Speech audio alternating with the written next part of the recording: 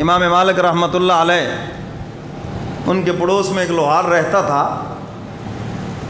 اس کا انتقال ہو گیا تو خواب میں دیکھا جنت میں مزے لوٹ رہا ہے۔ آنکھ کھل گئی، بڑے حیران ہوئے۔ معمولی آدمی تھا، کوئی عالم نہیں، کوئی حافظ نہیں، کوئی قاری نہیں، کوئی تہجد گزار نہیں، عام آدمی تھا۔ یہ اتنا بڑا مقام کیسے مل گیا؟ ایک بات آپ کو بتاؤں، اللہ تعالیٰ کے دوست جس کو ہم کہتے ہیں بزرگ، معاشرے میں بڑے موجود ہیں۔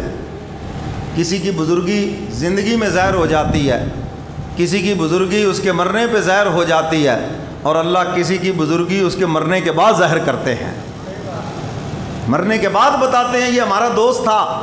لوگ اس کو عام معمولی انسان سمجھتے تھے، مگر آخرت کے اعتبار سے یہ بڑے مقام والا انسان تھا۔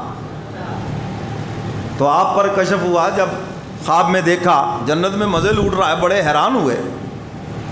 صبح فجر کی نماز کے بعد اس کے گھر تشریف لے گئے، دروازے پہ دستک دی اور ایک طرف ہو کے کھڑے ہو گئے۔ یہ طریقہ ہے، جب آپ کسی کے گھر جائیں دروازے پہ دستک دیں، بیل بجا کر دروازہ کھٹکھٹا کر ایک طرف ہو کے کھڑے ہو جائیں۔ یہ نہیں کہ ادھر تاک جھانک شروع کر دیں، آ رہا کہ نہیں آ رہا، کوئی ہلیا کہ نہیں اندر، یہ کام نہیں کرنا۔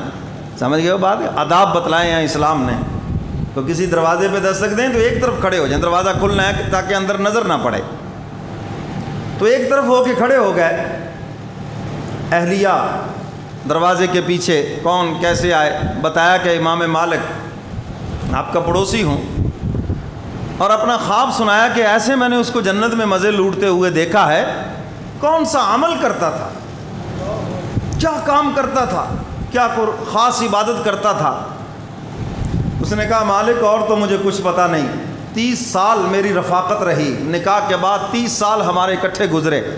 ایک عمل میں نے دیکھا ہے کہ جب بھی اذان ہوتی تھی اللہ اکبر، جو کام بھی وہ کر رہا ہوتا تھا چھوڑ کر سیدھا مسجد میں چلا جاتا۔ ایک دن اس نے مارنے کے لیے ایسے وہ لوہا وہ تھوڑا اٹھا رکھا ہے، اللہ اکبر، اس نے مارا نہیں کہ یہ مار لوں، اس کو پیچھے ہی پھینک دیا، رب کا حکم آ گیا، چھوڑا اور مسجد میں پہنچ گیا۔